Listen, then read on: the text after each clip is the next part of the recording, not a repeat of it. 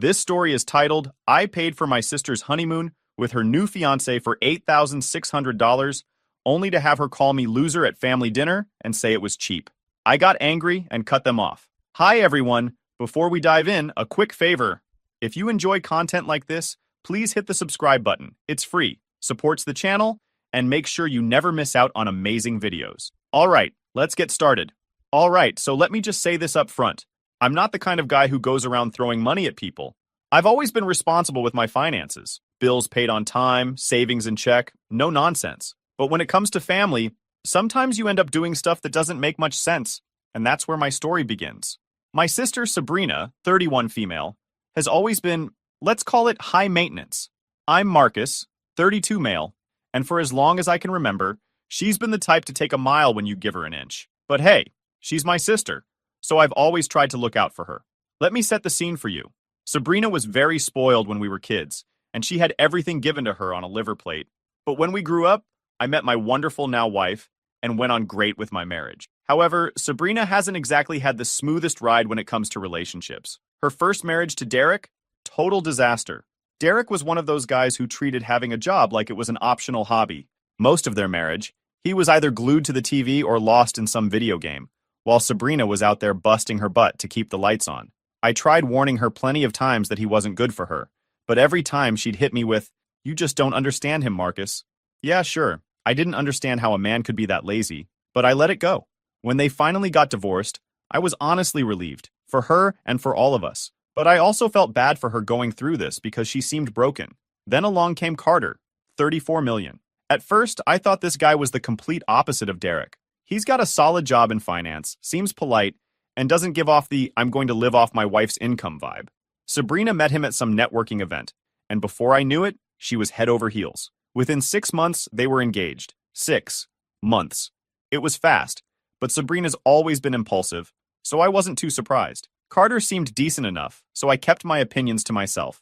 The wedding planning was a whole thing, as you can imagine. Sabrina went full bridezilla, which honestly wasn't a shock. She had spreadsheets, Pinterest wedding vibes, the works. I contributed a little money toward the wedding and gave them a nice check, because why not? I was only doing my part. I figured that would be the extent of my involvement. Boy, was I wrong. About a month before the wedding, Sabrina called me. Now, let me just say, when Sabrina calls, it's usually because she needs something. This time was no different. She started off all sweet, asking how I was doing, how work was going, blah blah. Then she said, "Carter and I are planning our honeymoon, but we've hit a little snag. I was wondering if you could help us out." I asked what she meant by help. In my mind, I thought maybe she needed advice or a small loan. But it turns out she wanted me to pay for the whole thing. The honeymoon she had in mind wasn't some budget-friendly getaway either. Oh no, Sabrina had her sights set on Italy. 10 days of fancy villas, gondola rides in Venice, the whole 9 yards. I was about to tell her flat out that I couldn't afford to drop that kind of money. But she noticed I'm hesitant and continued. "Marcus, this is really important to us," she said, laying it on thick. "This is our honeymoon. It's a thing I've been dreaming of since my first marriage. I wouldn't ask if it didn't mean a lot to me." I figured Sabrina had been through enough with Derek, and Carter actually seemed like a decent guy. Maybe this was her chance to finally catch a break, and I wanted her to enjoy something for once. So I told her I'd help out, assuming I'd just cover whatever small amount they couldn't manage. Yeah, no. Sabrina sent me the itinerary, and the total? $8,600. $8,600. I'll be honest, I almost backed out. That's a ton of money. But Sabrina pulled out all the stops. She went on about how much this meant to her, how it was a once-in-a-lifetime trip, how she couldn't believe I'd even hesitate. At the end of the day, I gave in. I wired the money, and just like that, Sabrina and Carter's Italian dream honeymoon was fully paid for by yours truly. Now, here's where things started to feel weird. Sabrina is obsessed with social media. Like, if she goes to a coffee shop, you're going to see a picture of her latte with some cheesy caption like, "Living my best life." But during the honeymoon, radio silence. No posts, no stories, nothing. My wife even commented on it. "Isn't it weird Sabrina hasn't posted anything from Italy?" she asked. I shrugged it off, thinking maybe they were just trying to enjoy the moment. When they got back, I was genuinely excited to hear about the trip. We had a family dinner planned at my parents' house. Me, my wife, Sabrina, Carter, and our parents. I figured this would be the perfect opportunity for Sabrina to finally say thank you and tell me all about the amazing time they had. I even thought, Maybe this will bring us closer. Maybe she'll finally see I'm not the bad guy she always makes me out to be. That dinner is where everything started to unravel, and I had no idea it was about to turn into the biggest headache of my life. The dinner started off normal enough. My parents had made a big spread, the kind they always put together when all of us are in one place. I showed up with my wife, and Sabrina and Carter were already there. Sabrina was scrolling on her phone, like always, and Carter was just sitting there, looking pretty relaxed. I figured, okay, maybe this will go smoothly. We all sat down, passed the food around, and my mom started asking the usual questions. How was the trip? Did you see all the places you wanted to see? Was the food amazing? You know, small talk. Carter jumped in right away, talking about how beautiful Venice was and how much they loved the gondola rides. He said the food was incredible and that the whole thing was an experience to remember. As he was talking, I couldn't help but notice that Sabrina wasn't saying much. Normally, she'd be the one dominating the conversation, but this time she just sat there, scrolling on her phone like she didn't go with Carter. I thought, okay, maybe she's just tired. My mom chimed in, Marcus really went all out for you two. That trip sounds amazing. Carter nodded, smiling, and said, it really was. We're super grateful for everything. It was a once-in-a-lifetime kind of trip. Finally, I thought. Someone's acknowledging the effort I put in. But then Sabrina, without even looking up from her phone, said, a once-in-a-lifetime trip? I mean, it was fine. Fine. That's the word she used. I sat there, trying to process it, thinking maybe I misheard her. My dad, trying to lighten the mood, said, well, it sounds like it was better than just fine. Those gondola rides must have been amazing. That's when Sabrina put her phone down, looked around the table, and said, honestly, it could have been better. 10 days isn't enough to see Italy properly. And some of the places we went to were basic. Basic? I'm sitting there. My wife's giving me the side eye, and my mom's got this awkward smile like she's trying to smooth things over. Meanwhile, Carter looks like he wants to sink into his chair. I couldn't hold back anymore. Basic, I said. I spent $8,600 on that trip. What exactly wasn't good enough for you? And that's when she hit me with, honestly, Marcus, if all you're that cheap, maybe you should have just saved your money. What kind of person brags about sending someone on a budget vacation? The entire table went silent. My wife put her fork down mid-bite, and my dad, who usually tries to mediate these things, just sat there staring at her. For a second, I thought I'd misheard her.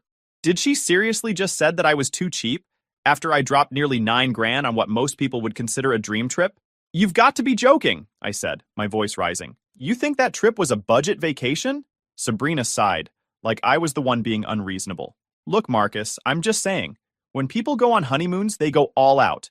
They don't just do 10 days in one country and call it luxury. Some of the hotels you booked were average at best, and half the restaurants weren't even memorable. It's like you just Googled top tourist spots and called it a day. I stared at her, trying to wrap my head around what I was hearing. Average at best? Sabrina, I paid for flights, luxury villas, vineyard tours, private gondola rides, the whole deal. What more did you expect? A yacht tour? A Michelin star chef at every meal? A red carpet rolled out at every stop? She rolled her eyes like I was the one being dramatic. I'm not saying it was terrible, but let's not act like you did us some huge favor. If you couldn't afford to plan a proper trip, you shouldn't have tried. Honestly, it was kind of embarrassing telling people you paid for it. They would think my brother is such a loser because it didn't scream amazing. Loser? That word had me going nuts. I couldn't take it anymore. I stood up, pointed across the table, and said, you know what's embarrassing? The fact that you don't even have the decency to say thank you. The fact that I spent $8,600 to give you and Carter a honeymoon most people only dream of, and all you can do is sit here and criticize me like I owe you something? That's what's embarrassing. Carter, who had been sitting there quietly, finally spoke up. Sabrina, maybe you should... But she cut him off before he could finish. Don't! She snapped, waving her hand in his direction. Then she turned back to me. You don't get it, Marcus. This was supposed to be the trip of a lifetime.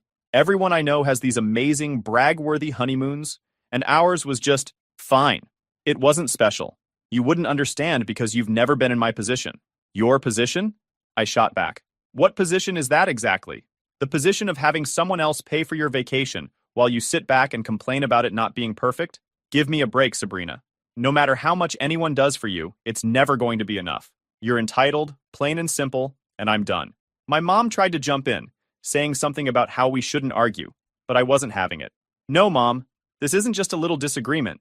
Sabrina has been taking advantage of people her whole life, and she doesn't appreciate anything anyone does for her. And frankly, It's embarrassing that she can sit here and act like she's the victim. Sabrina stood up, glaring at me. You're so dramatic. I don't know why you're making this such a big deal. Am I? I said, locking eyes with her. Because from where I'm standing, it seems like I'm the only one who's willing to call you out on your behavior. You want to act like a spoiled brat? Fine. But don't expect me to keep playing along. I'm not your personal bank account, and I'm not putting up with this anymore. I grabbed my coat, turned to my wife, and said, We're leaving. My wife didn't say a word. She just got up and followed me out the door. The drive home was quiet, but not in the calm way. It was the kind of quiet where you're so angry, you can't even talk. My wife finally broke the silence. You did the right thing, she said. But seriously, what is wrong with her? She acted like you handed her a gift card to a fast food joint instead of paying for an Italian honeymoon? I don't know, I replied, gripping the steering wheel a little tighter. But I'm done. She's not getting another dime from me, and I don't care what her next excuse is. When we got home, I sat on the couch, replaying the whole thing in my head. I mean, how out of touch do you have to be to think spending $8,600 on a trip isn't enough? But after what happened, I made a decision. I wasn't going to let Sabrina walk all over me anymore. She needed to learn that actions have consequences, and if she couldn't appreciate what I'd done for her, then she didn't deserve my help in the future. Little did I know, this was just the beginning. The night after the dinner, my wife and I sat on the couch in silence. I was still fuming about Sabrina's ridiculous behavior, and my wife was scrolling through her phone, probably trying to distract herself. After a while, she put her phone down and looked at me. You know what I don't get? She said. What? I asked, already guessing where this was going. Why didn't Carter say anything? He just sat there, letting her go off on you. I mean, she called you cheap, and he just sat there. I'd been thinking the same thing since we left the dinner. Carter's usually quiet, but this was different. He didn't even try to step in, not even when things got really bad. It was weird, and the more I thought about it, the more it bugged me. I don't know, I said finally. Maybe he didn't want to make it worse. My wife frowned. Worse? It was already a disaster. What was he so scared of? She wasn't wrong, and her words stuck with me. Carter wasn't the confrontational type, sure, but his silence felt strange. I couldn't shake the feeling that there was more to it. The next few days passed without a word from Sabrina or Carter. Then, out of nowhere, I got a text from Carter. He's not the type who talks too much. I was confused. He texted me. Hey, Marcus, can we talk? Just you and me. I have some things to explain. I stared at my phone for a while, trying to figure out what he could possibly need to explain. After everything that happened at dinner, I wasn't sure I wanted to hear more, but I texted back anyways. Sure, when? Tonight, if you're free.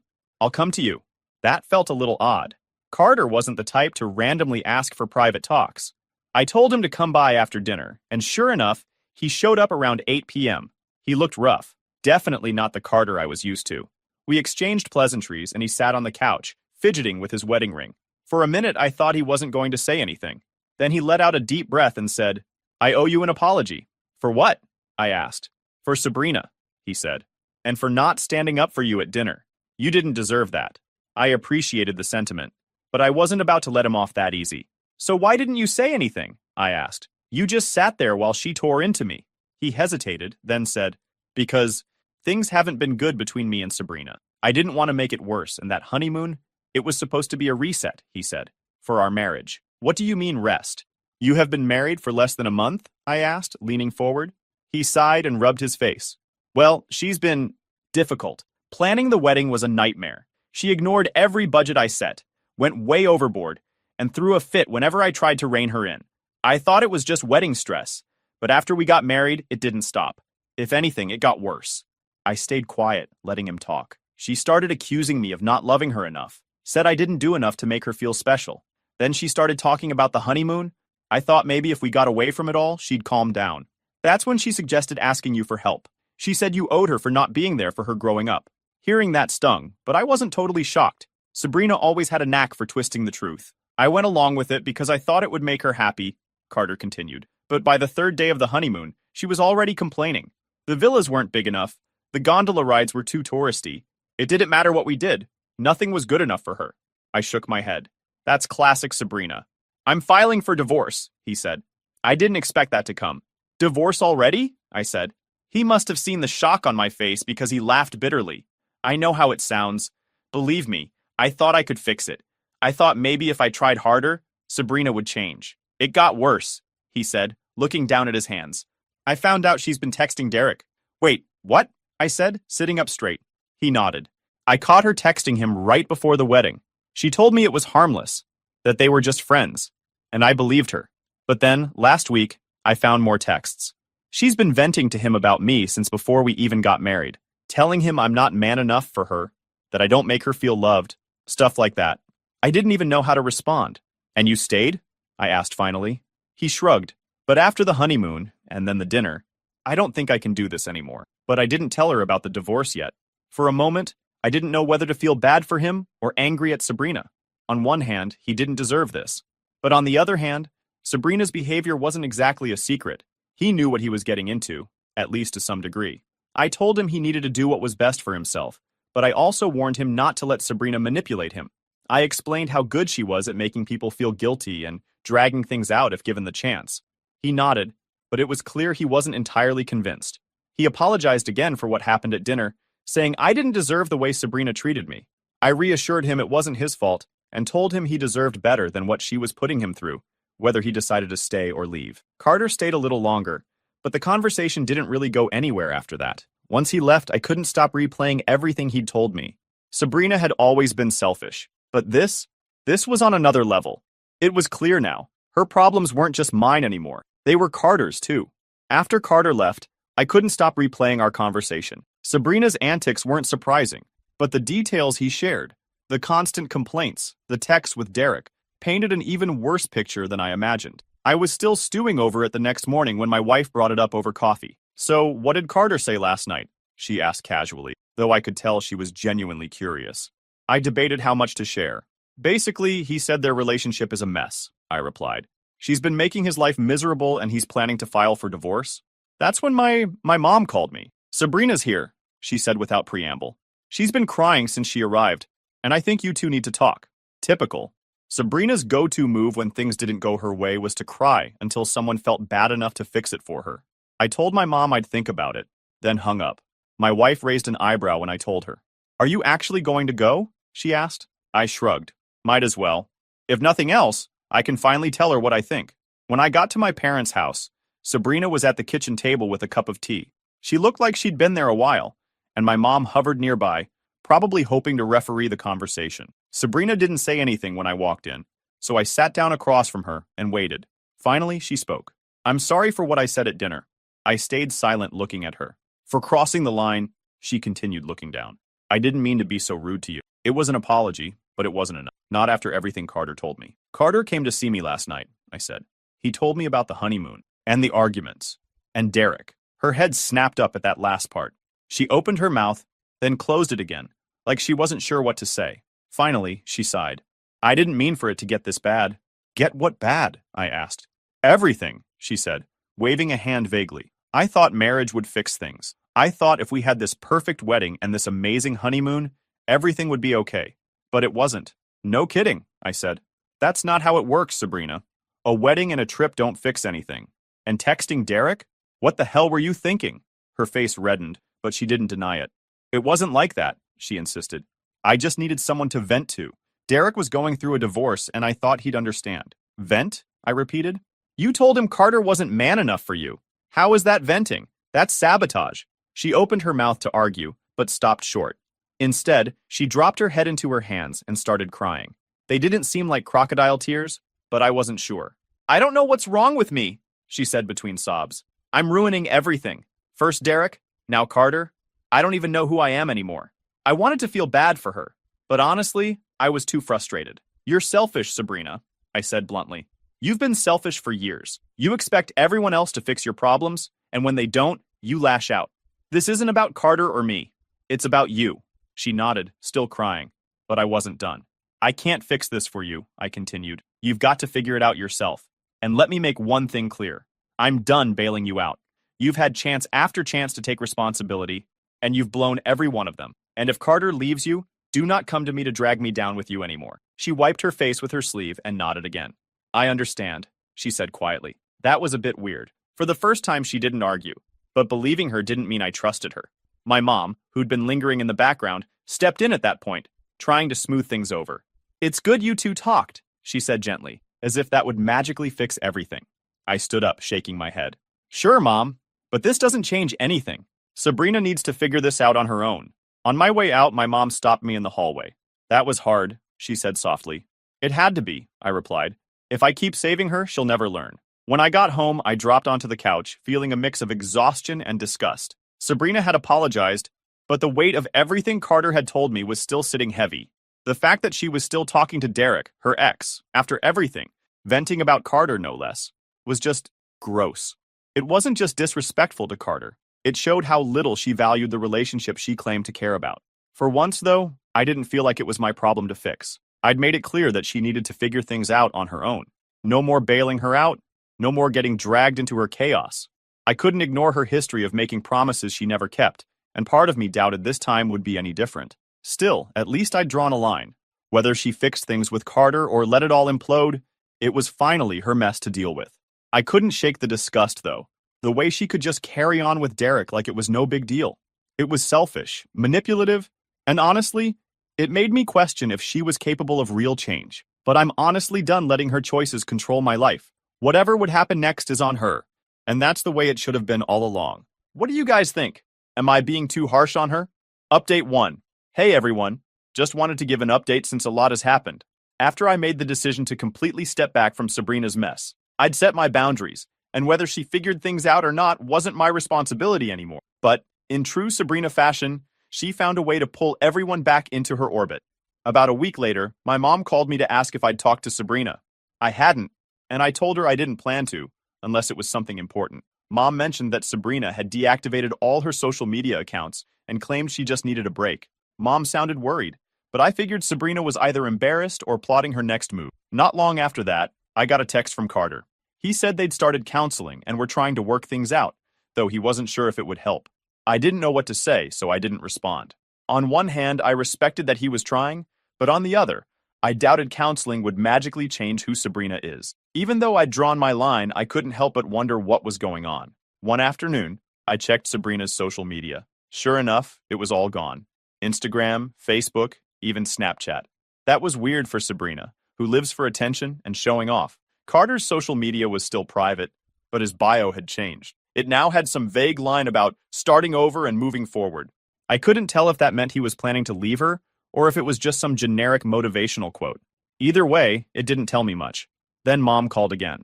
She told me Sabrina was staying at their house because she and Carter were taking a break. From what Mom said, it was clear Sabrina hadn't been told about the divorce yet. If she had, Mom would have known. Mom also said Sabrina was unusually quiet and seemed withdrawn. Mom suggested I check in on her, but I told her no. I'd made it clear I wasn't fixing Sabrina's problems anymore. Mom, ever the peacekeeper, said Sabrina wasn't asking for anything and just seemed lost. That stuck with me. Sabrina being quiet and lost? That wasn't the Sabrina I knew.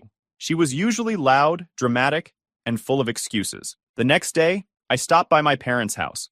Sabrina was on the couch, wrapped in a blanket, staring blankly at the TV. She didn't even acknowledge me when I walked in. It wasn't the dramatic meltdown I expected.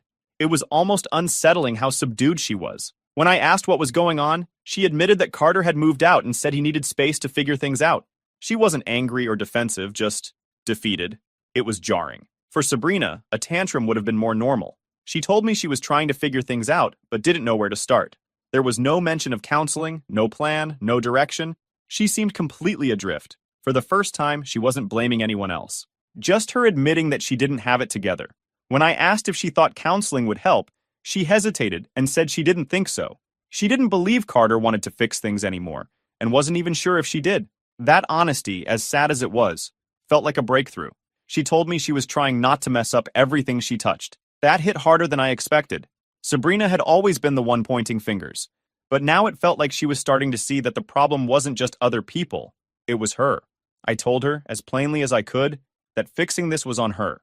Nobody could do it for her, and if she didn't take responsibility, things would only get worse. She just nodded.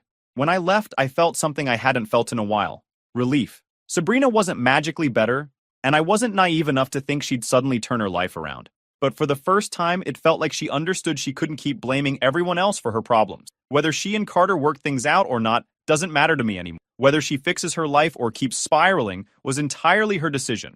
I'm not carrying her problems anymore, and honestly, that felt freeing. Final update. Hey everyone. I didn't think I'd be back with an update, but here we are. I wish I could say things got better, but if anything, they've gone in the opposite direction. I stuck to my guns, but it turns out not everyone in the family was on the same page. And now we're in a full-blown mess. First off, Carter went through with the divorce. He packed up, left town, and hasn't looked back. Honestly, I don't blame him. The guy put up with way more than anyone should. Sabrina, of course, was devastated, or at least she acted like she was. At first, my parents were sympathetic. They're the help everyone, no matter what type, especially my mom. I told them Sabrina needed to figure things out on her own million times, but they didn't want to hear it. My mom kept saying things like, she's going through a lot right now, and family is supposed to be there for each other. Sure, family helps, but there's a line, and Sabrina's been crossing it for years. I reminded them that she's an adult, and this was the perfect opportunity for her to take responsibility and make some real changes. My dad seemed to agree at first, but my mom wasn't having it. She insisted that Sabrina just needed time to get back on her feet. The problem? Sabrina wasn't interested in getting back on her feet. She was comfortable. My parents gave her a free place to stay, cooked for her, and even started giving her a little money to cover things like groceries. When I found out, I wasn't surprised but still pissed.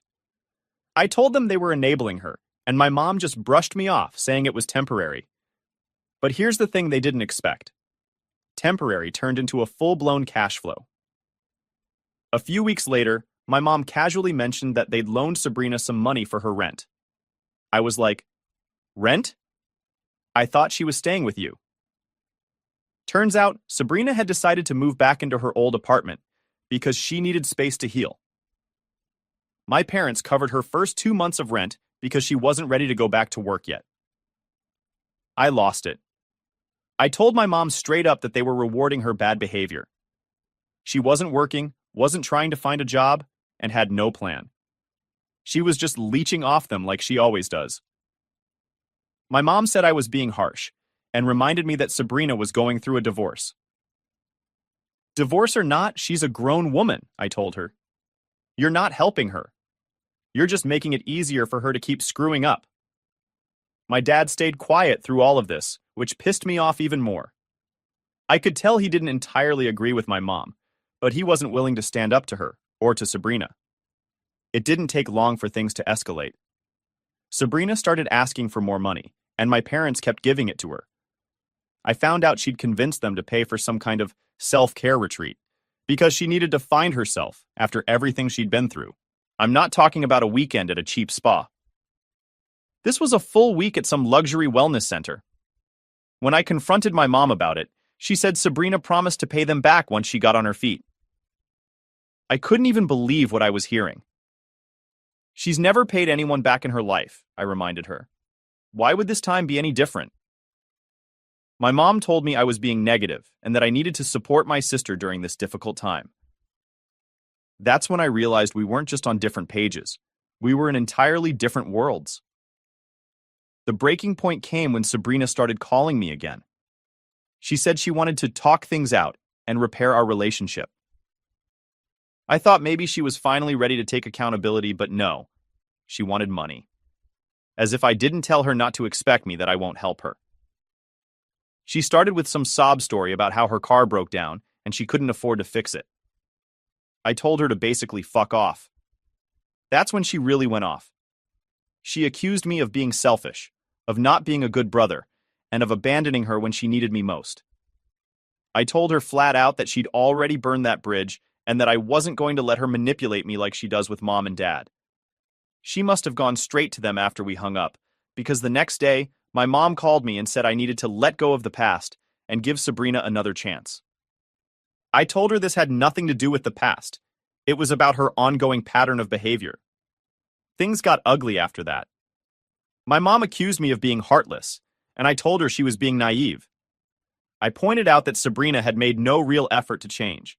She wasn't working, wasn't paying her own bills, and was just using them as a safety net. My dad tried to mediate, but he ended up taking my mom's side, saying they couldn't just turn their backs on her. That was it for me. I told them I wasn't going to be part of this anymore. If they wanted to keep enabling her, that was their choice, but I wasn't going to stick around and watch. I made it clear that Sabrina was cut off completely. No money, no favors, no emotional support. Nothing. Since then, things have been tense. I've distanced myself from my parents, which sucks because I used to be really close to them. But every time I talk to them, it's the same argument over and over.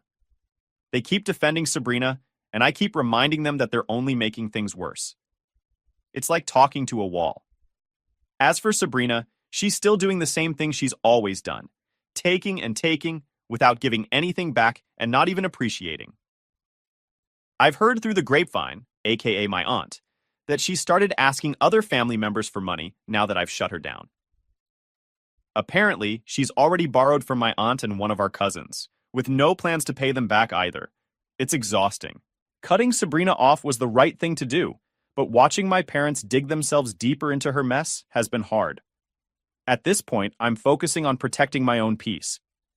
If they want to keep letting her take advantage of them, that's their choice, and I don't give a shit about it anymore. Thanks to everyone who encouraged me to set boundaries last time. It's been tough, but I know I made the right decision. Hopefully one day, my parents will see it too. This story is titled, I overheard my girlfriend of 2 years say to her friends that I'd be 10 times better if I were as tall as her ex, and that she would leave me for someone taller. Hey everyone, before we jump into today's video, I need your help. We've noticed the channel is losing some traction, and subscribing is one of the best ways you can support us. It's quick, free, and it helps us keep bringing you awesome content. Your support means the world. Let's keep this channel growing together. Thanks so much. Now let's start the video. Hi Reddit, let me lay it all out. I'm Eric, 31 years old, and standing at 6 feet 3 inches. You're probably wondering why I'm throwing in my height like it's a Tinder bio, but trust me, it'll make sense later. I've worked my way up in life, I built my own business from scratch, and now I'm making 6 figures and living in a house I own outright. I'm proud of what I've accomplished because it wasn't handed to me. For the past 2 years, I've been in a relationship with Bella, who's 26 and 5 feet 2 inches. Again, weird detail, but hang tight. Bella moved in with me about 6 months into dating. She wasn't in a great financial situation at the time. She worked part-time as a social media manager and barely made enough to cover her own bills. She'd been living with her sister, but their relationship was rocky, and she said she needed a fresh start. I thought, why not? I had the space and the money, so I invited her to move in. Looking back, I probably should have thought that decision through more. At first, it felt good to help her out. I wanted to be the kind of guy who supports his partner when they're struggling. So I took on all the financial responsibility, rent, utilities, groceries, and anything else that came up. She'd occasionally throw in a few bucks here and there, but it was never enough to matter. I justified it to myself by thinking we were building something together. I believed that as she got more stable, she'd start contributing more to the relationship, not just financially, but emotionally too. But as time went on, it started to feel like I was the only one doing the heavy lifting. One thing about Bella, she loved showing off the lifestyle I gave her. She was all over Instagram, posting pictures of fancy dinners I paid for, trips I planned, and even gifts I bought her. But there was one thing missing in all those posts, me. She'd share photos of the food, the scenery, or the designer bag I surprised her with, but it was like I didn't exist. At first, I thought maybe she was just a private person, but over time, it started to feel like she was intentionally hiding the fact that she was in a relationship. She wasn't shy about mentioning her exes. Every now and then, she'd casually drop a comment about how one of her exes was so tall, or how athletic another one was. She'd frame it like it was no big deal, but I couldn't help but feel like she was subtly comparing me to. I brushed it off because I didn't want to seem insecure or petty, but it stuck with me. She also had this habit of joking about how our future kids might end up short because of my average genes. She'd laugh it off like it was nothing, but it always left me feeling a little weird. Like, why even say that? I didn't let it show, but those comments started to pile up. I mean, I get it, I'm not 7 feet tall, but 6 feet 3 inches isn't exactly short. It wasn't even about the height at this point. It was the lack of respect in those jokes. Despite these little red flags, I kept trying to make things. I wanted to believe we were just going through a rough patch. I told myself she was young and needed time to mature, and I figured my patience would pay off in the long run. But it wasn't just the comparisons or the lack of financial contribution. It was her attitude toward the future. Whenever I brought up long-term plans, like investing in property or saving for big goals, she'd roll her eyes or laugh it off. She'd say things like, "You're so serious all the time. Let's just live in the moment." At first, I thought she just had a different outlook on life. But over time, it started to feel like she wasn't thinking about the future at all. Still, I ignored it all. I kept telling myself she was young, she's 26, and would grow into being more responsible. Everyone deserves time to figure things out, right? I didn't want to be that guy who expected perfection or judged her for not being on my level financially. Meanwhile, I was putting in the work, not just in my career, but in the relationship too. I'd plan date nights, surprise her with thoughtful gifts, and even help her brainstorm ideas for her freelance work when she was stuck. And what did I get in return? Barely anything. I started noticing other little things too. Bella had a way of making everything about her. If I had a stressful day at work and needed to vent, she'd listen for about 2 minutes before steering the conversation back to whatever minor inconvenience she'd dealt with that day. It was like she didn't have the capacity to be there for me in the way I was there for her. Still, I kept making excuses for her. I told myself she wasn't used to being in a serious relationship, or that she just needed time to adjust to living with someone. But deep down, I knew something wasn't right. What really started to get under my skin was how little effort she put into acknowledging me as her partner. We were living together. I was supporting her financially. And yet she acted like I was just some background character in her life. I'd see her friends comment on her posts like, "Wow, you're living the dream." And she'd never correct them or mention that I was the one making it all possible. I remember one specific instance that really bothered me. We were out at a nice restaurant and I noticed her taking pictures of the food and the ambiance. Later that night, I saw her post on Instagram with a caption like, "Treating myself to a much-needed night out." No mention of me, no tag, nothing. It felt like she was trying to present this image of herself as this independent, thriving woman, when in reality, she was leaning on me for everything. At this point, I was starting to see Bella for who she really was. She wasn't just immature or inexperienced, she was selfish. And the worst part was, I had let it go on for so long because I didn't want to admit that I'd made a mistake by letting her move in. But the final straw was just around the corner, and let me tell you, it was a wake-up call I couldn't ignore. Stick around, Reddit, because things are about to get messy. It was a Tuesday evening, and I'd wrapped up work early. I walked into the house around 5 p.m., expecting the usual scene, Bella scrolling through her phone or half watching some reality show she was in. Instead, I walked in on a little gathering. Bella was on the couch with her 2 friends, chatting away, glasses of something in hand. I gave a polite, "Hey," grabbed a drink for myself, and headed upstairs to my office. I figured they were just catching up or gossiping, the usual stuff. But as I got halfway up the stairs, I heard my name. That stopped me in my tracks. One of her friends asked, "So what's the deal with Eric? He's great and all, but aren't you into taller guys?" I froze. My brain immediately started processing what the hell that was supposed to mean. Bella didn't hesitate. She laughed and said, "Yeah, I mean, he's got the money, but I still wish he were taller. My ex was 6 feet 5 inches, and honestly, if I found someone like him again, I'd be gone in a heartbeat." Her friends joined in with the giggles, and one of them chimed in, "You're so bad." Bella just shrugged and said, "It's just the truth. If he was as tall as my ex, he'd be perfect. Perfect." That word hit me like a ton of bricks. All this time, I thought I was being the best partner I could be. I worked my ass off to build a good life for us, covered every bill, and even tried to plan for our future. And here she was, reducing me to a number on a tape measure, laughing about it with her friends like I was some backup plan, until someone better came along. I stayed rooted to the spot for a second, trying to make sense of what I'd just heard. Was this the same person I'd been sharing my life with for 2 years? The person I'd been bending over backward to support? I quietly headed upstairs, not wanting to make a scene right then and there. It was like the last 2 years of effort, love, and sacrifice didn't mean anything. She'd gladly throw it all away for something as shallow as height. I'm not saying physical preferences are wrong, but to prioritize something so trivial over everything else, it was a slap in the face. I thought about confronting her right then and there, but I knew it wouldn't go well. Bella was the kind of person who always had a way of turning things around. If I called her out in front of her friends, she'd probably laugh it off or play the victim, and I wasn't about to give her that satisfaction. So instead, I stayed upstairs and let them finish their little hangout. When her friends finally left, I stayed upstairs a little longer, pretending to be busy. Bella came up about an hour later and casually said, "Hey, how was your day?" Like nothing had happened. I gave her a vague, "It was fine," and didn't let on that I'd heard everything. I needed time to process what I was going to do next. That night, as I lay in bed next to her, I kept looking over at her, wondering how I'd been so blind to who she really was. It wasn't just the comment about my height. It was everything. The constant comparisons to her exes, the way she never acknowledged me on social media, the lack of effort she put into our relationship. It all painted a pretty clear picture. Bella wasn't with me because she loved me. She was with me because it was convenient. Part of me honestly wanted to give her the benefit of the doubt, to believe that maybe she didn't mean what she said. But deep down, I knew better. This wasn't just a careless comment. It was a glimpse into how she really saw me. And once you see someone's true colors, you can't unsee them. The moment of truth was coming, and this time, I wasn't going to hold back. The morning after I overheard Bella trashing me to her friends, I woke up feeling clearer than I had in a long time. There was no more overthinking or trying to justify her behavior. It was time to take action. For too long, I had let her disrespect slide, convincing myself it wasn't a big deal, or that I was overreacting. But this was the last straw. I went downstairs and started making coffee, taking my time. Bella eventually wandered in, acting like it was just another day. She smiled and said, "Morning."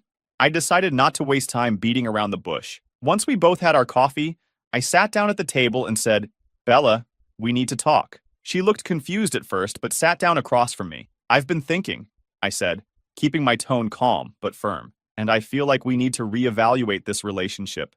Her confusion turned into full-on concern. "What do you mean?" I didn't sugarcoat it. "I overheard you talking to your friends yesterday. I heard what you said about me." The color drained from her face. "Eric, wait, I didn't mean—" I held up a hand.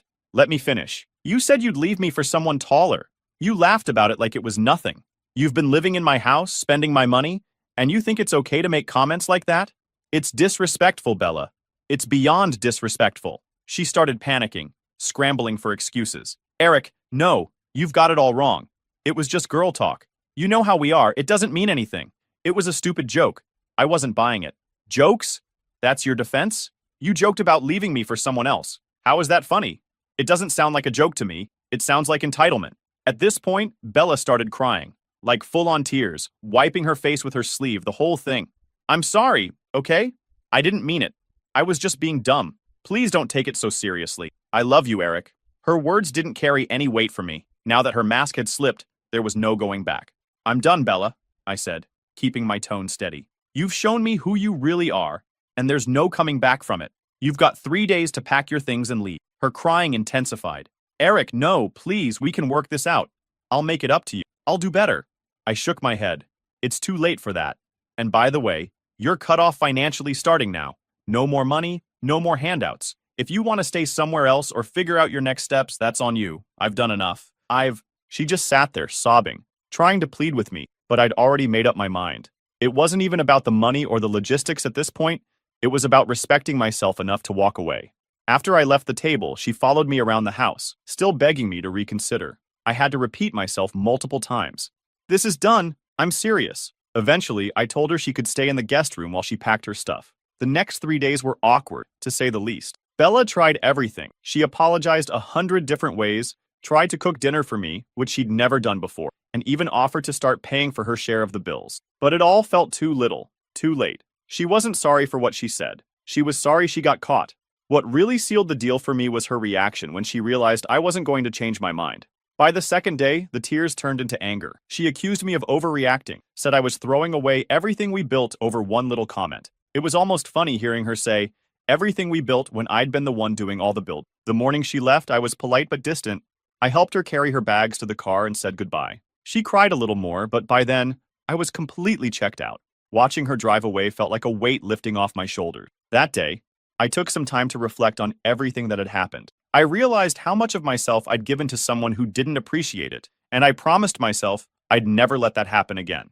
In hindsight, this breakup wasn't just about the comment she made to her friends. It was about the bigger picture, the lack of respect, the entitlement, and the way she took advantage of my generosity without ever giving anything back. That comment was just the spark that set everything in motion. I spent the next few days cleaning up the house, getting rid of the little things she'd left behind, and reclaiming my space. It was like starting over, and honestly, it felt damn good. About a week after Bella moved out, I was finally starting to feel like myself again. My house was quieter, cleaner, and honestly, more peaceful without her presence. Then I got a message from Ashley, one of Bella's friends. I wasn't expecting to hear from her, and at first I wasn't sure if I even wanted to reply. But her message said, "Hey Eric, I know we don't talk much, but I feel like I need to tell you something about Bella. You deserve to know the truth." Out of curiosity, I agreed to meet her at a local coffee shop. When Ashley walked in, she looked a little nervous, like she wasn't sure how to start. After some small talk, she took a deep breath and said, "I feel bad about what happened between you and Bella. I wasn't planning on saying anything, but I think you should know the full story." I nodded, trying to play it cool, but my mind was racing. Ashley continued, "Bella was seeing someone else while you two were together. His name's Liam. He's tall. I'll give him that. But honestly, he's kind of a loser. No job, no ambition, still living with his parents. She thought she could have the best of both worlds, your stability and his height, I guess. Hearing that, I didn't feel anger. I didn't feel betrayed. What I felt was relief. Like, this was the final puzzle piece that confirmed I'd made the right decision. Bella wasn't just disrespectful, she was dishonest, selfish, and honestly, shallow as hell. Ashley told me Bella had been sneaking around with Liam for a few months. Apparently, they'd met through a mutual friend, and Bella would see him on the days she claimed to be working late or hanging out with the girls. Liam knew about me but didn't care. From what Ashley said, he thought it was funny that Bella was playing both sides. It was clear Bella had no real loyalty to anyone. She was using me for financial stability, and Liam for whatever shallow thrill he provided. The whole situation was pathetic, but at the same time, it felt validating. I'd spent so long wondering if I was overreacting or being too harsh, but this confirmed that I wasn't the problem. She was. Ashley admitted she felt guilty for not saying anything sooner. I thought Bella would eventually tell you, but when I saw how everything went down, I couldn't keep quiet anymore. You're a good guy, Eric, and you didn't deserve any of this. I thanked her for telling me and reassured her I wasn't mad at her. Honestly, Ashley didn't owe me anything, and the fact that she went out of her way to tell me the truth meant a lot. As we talked more, Ashley gave me even more insight into Bella's mindset. Apparently, Bella had been bragging to her friends about how she had options. She'd joke about how she had me to cover her bills, and Liam to make her feel desired. Hearing that made me cringe. I couldn't believe I'd spent 2 years with someone so shallow and self-serving. When I got home that night, I felt an odd sense of closure. I thought back to all the times Bella had made me feel like I wasn't enough. Her comments about my height, her dismissive attitude toward my future plan, her lack of effort in our relationship. Now I understood that it wasn't about me. Bella was the type of person who would never be satisfied because she was always looking for something better, even if it didn't exist. That night, I deleted every picture, message, and reminder of Bella from my phone. I blocked her number and unfollowed her on every platform. I wasn't angry. I just didn't want her to have any access to me or my life. The more I thought about it, the more I realized how much of a bullet I'd dodged. If I hadn't overheard that conversation with her friends, I might still be stuck in that one-sided relationship, pouring time and money into someone who didn't value me. The truth about Bella and Liam didn't make me feel bitter or jaded. If anything, it reinforced what I'd already learned. I deserve better. I deserve someone who values me for who I am, not just what I can provide. I'm grateful Ashley reached out to me. She didn't have to get involved, but her honesty gave me the final push I needed to move on. Bella and Liam, they can have each other. From what Ashley told me, Liam isn't exactly boyfriend material, so I doubt their fling will last. A couple of weeks after Ashley dropped the truth bomb about Bella's side hustle with Liam, she hit me up again. I wasn't expecting more updates, but when her name popped up on my phone, I figured it'd be worth hearing what she had to say. Hey, Ashley started, sounding a little hesitant. I thought you'd find this interesting. Bella's been trying to move in with Liam and his family since you kicked her out. I blinked at the message, half expecting it to end with some ridiculous story about how they were happily playing house. But then Ashley added, but it didn't go the way she planned. Ashley told me that after Bella moved out of my place, she must have thought Liam was going to step up and be her next safety net. She'd apparently asked him if she could move in with him, using her usual charm, if you can call it that. She tried the same sweet-talking sob story routine she'd used on me, about how hard things had been for her, and how she needed someone to support her. But Liam, bless his heart, wasn't having it. Ashley said his response was blunt. I'm not your sugar daddy. That line had me cracking up. For someone who'd been fine with Bella juggling 2 guys at once, Liam clearly had his limits. And apparently, freeloading wasn't on his list of acceptable behaviors. After that, Liam ghosted her. Just like that, poof. No explanation, no follow-up. Classic. Bella had played herself out of 2 relationships in record time. She went from living rent-free in my house, where she had every comfort handed to her, to trying to hopscotch into Liam's place and failing miserably. Ashley told me that since then, Bella had been couch surfing. She didn't have many close friends willing to take her in, so she was bouncing around between acquaintances and her sister's place, who, from what I'd heard, wasn't thrilled to have her back. Bella had burned a lot of bridges with her self-centered behavior, and now it was all catching up to her. Hearing all this didn't make me feel smug or vindictive. Okay, maybe a little, but mostly it just reinforced that I'd made the right decision.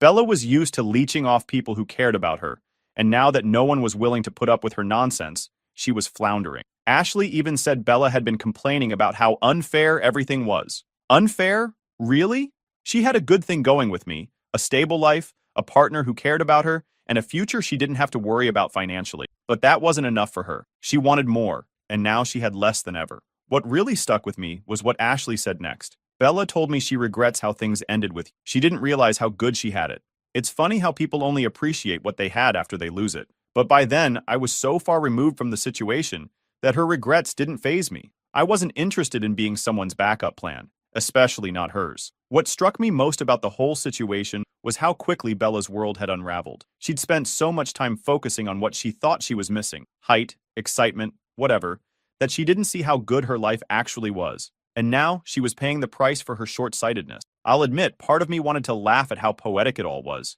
Bella had been so obsessed with finding someone better that she'd ended up with nothing. Meanwhile, I was thriving. Ashley and I wrapped up our conversation with her saying, "I don't think she's done trying to come back to you. Just a heads up."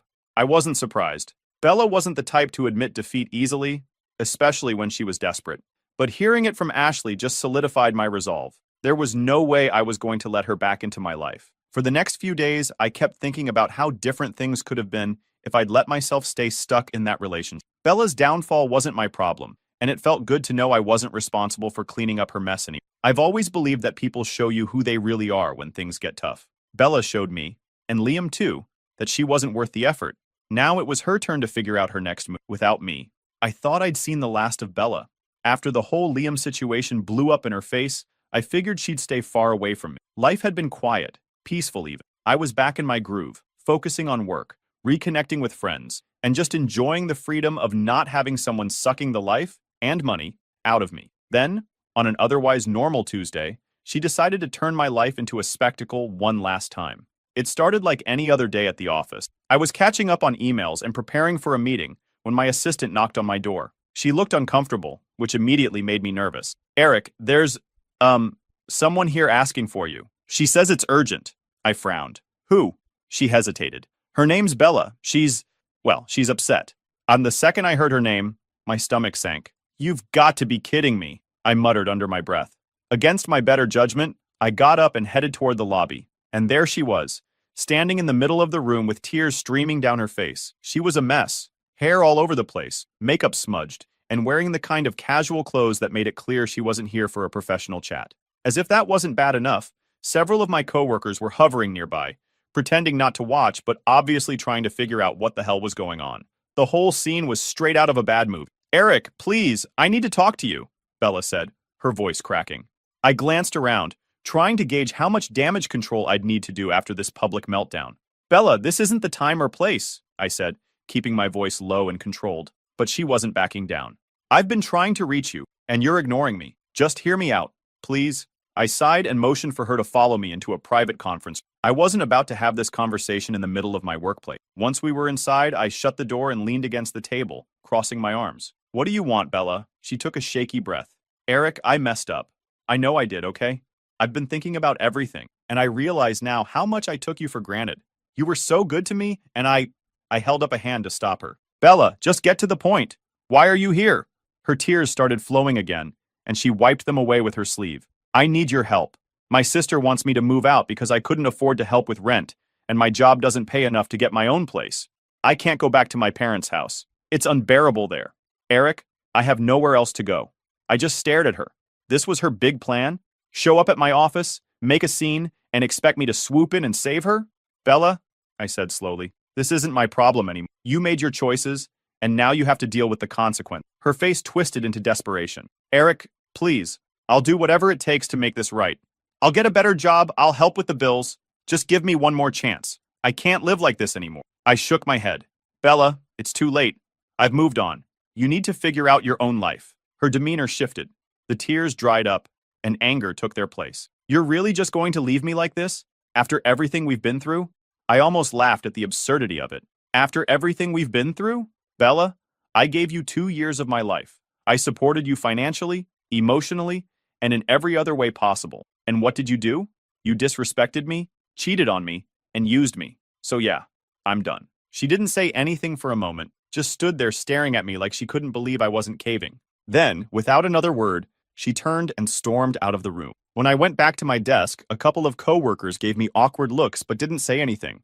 I appreciated their restraint, but I knew I'd have to address the situation at some point. For now, I just focused on getting through the rest of the day. Later, I heard through Ashley that Bella had officially hit rock bottom. Her part-time job wasn't cutting it, and her sister was done with her freeloading. Bella had been forced to move back in with her parents, who lived in a conservative, small-town neighborhood she always hated. From what Ashley told me, Bella was miserable. Her parents were strict and didn't approve of her lifestyle, and she felt trapped and judged all the time. She'd gone from living rent-free in my house with every comfort handed to her, to being stuck in her childhood bedroom with no freedom and no prospects. Honestly, I didn't feel bad for her. Bella had plenty of chances to turn things around, and she blew every single one of them. She was so focused on what she thought she was missing that she lost sight of what she had. And now she was paying the price. As for me, life has been great. I've put all the drama behind me and focused on building the kind of life I actually want, one that doesn't include toxic relationships or people who take me for granted. Bella's just a footnote in my story now. A lesson I won't forget, but also won't dwell on. And that's the end of it, Reddit. Bella's officially out of my life, and I couldn't be happier. Thanks for sticking around for the ride. Sometimes life has a funny way of working itself out.